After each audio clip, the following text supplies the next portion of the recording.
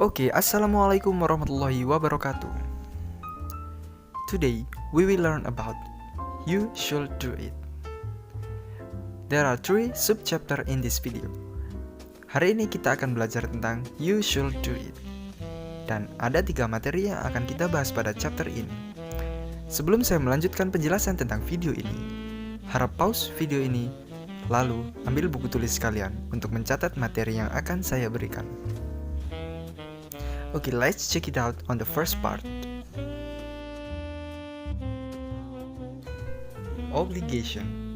What is obligation? Apa itu obligation? Dalam bahasa, it means kewajiban atau keharusan. Obligation berarti sebuah kewajiban atau sebuah keharusan. And then, when we should express obligation? Kapan seharusnya kita mengekspresikan sebuah kewajiban? When it necessary or obligatory to do something. Ketika ada sebuah keperluan atau kewajiban untuk melakukan sesuatu, kita bisa menggunakan ekspresi kewajiban. There are many examples of expression of obligation. The first is, I have to finish my homework. Saya harus menyelesaikan PR. And then I must see the doctor. Saya harus menemui dokter. Have to and must berarti sama. Artinya adalah harus. Perbedaan antara have to dan must adalah have to berarti harus dan ada paksaan dari pihak lain. Seperti di contoh yang Bapak sebutkan. I have to finish my homework. Di sini subjek I dipaksa oleh pihak sekolah atau guru untuk menyelesaikan PR. And then, I must see the doctor. Subjek I harus menemui dokter, tapi dia tidak ada paksaan dari siapapun untuk menemui dokter. Di situ adalah perbedaannya. Ada paksaan dan tidak ada paksaan. And then the third example is, it is obligatory to take off footwear when entering mosque. Adalah sebuah kewajiban untuk melepas alas kaki ketika memasuki masjid. Itu adalah satu contoh ekspresi mengungkapkan kewajiban or obligation. And then the last example is, it is necessary that I prepare money. I must to pay registration. Saya perlu menyiapkan uang karena saya harus membayar pendaftaran. Itu adalah beberapa contoh penggunaan obligation atau ekspresi menyampaikan kewajiban. Agar lebih jelas, akan saya berikan beberapa contoh lagi. Yang pertama ada gambar obat.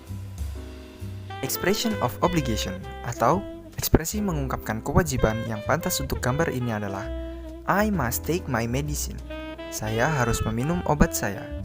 And then the second picture is gambar orang tergesa-gesa. Ekspresi kewajiban yang cocok adalah I have to submit my report ASAP. Saya harus mengumpulkan laporan saya secepatnya. ASAP di sini berarti as soon as possible. Mungkin anak PUBG tidak asing dengan kata ini. ASAP, as soon as possible. Sekarang langsung saja kita ke part 2 of this section. Prohibition atau larangan. When we should express prohibit, kapan kita harus mengekspresikan larangan?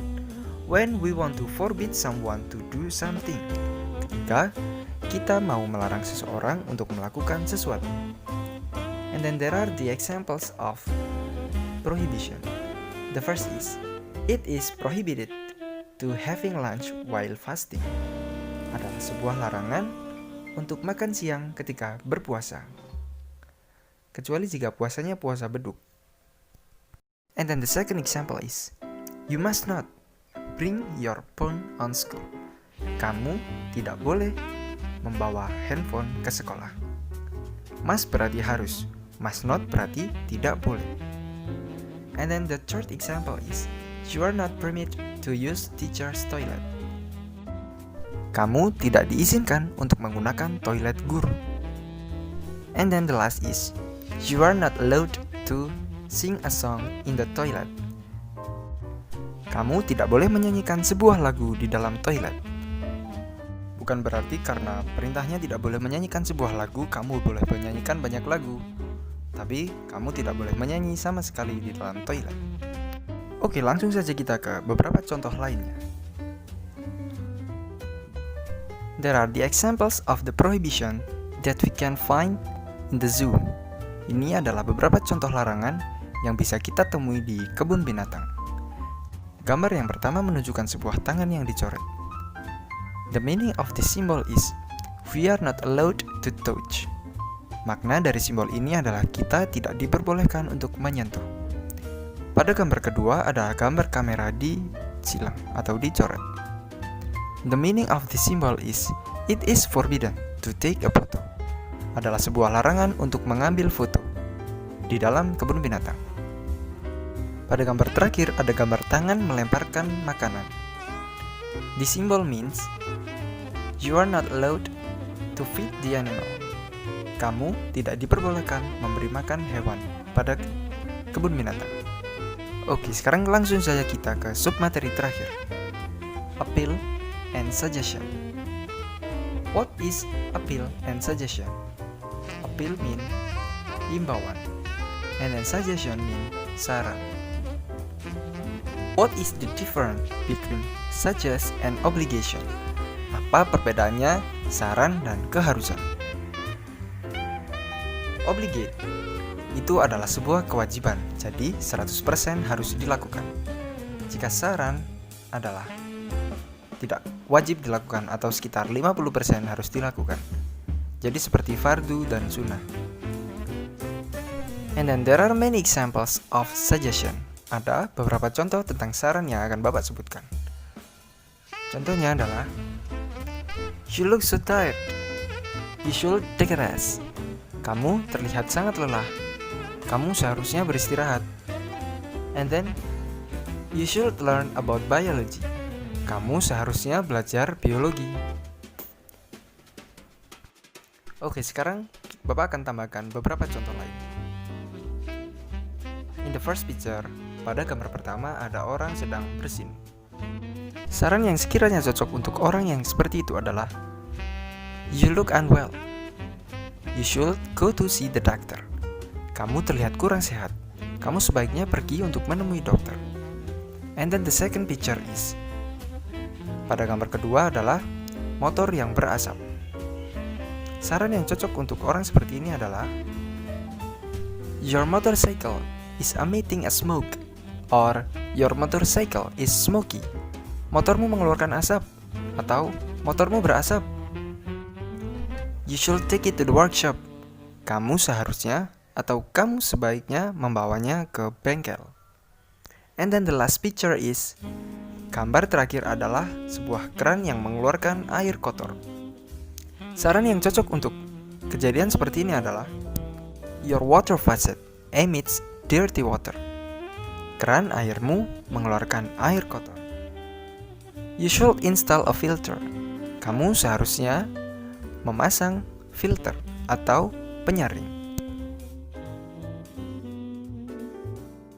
Oke, itu tadi adalah penjelasan singkat tentang ungkapan, kewajiban, saran, dan larangan yang Bapak kira cukup mudah untuk difahami.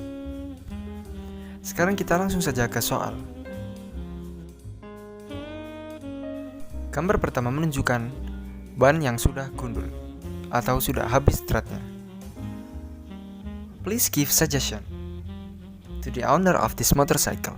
Tolong berikan saran untuk orang yang memiliki ban seperti ini.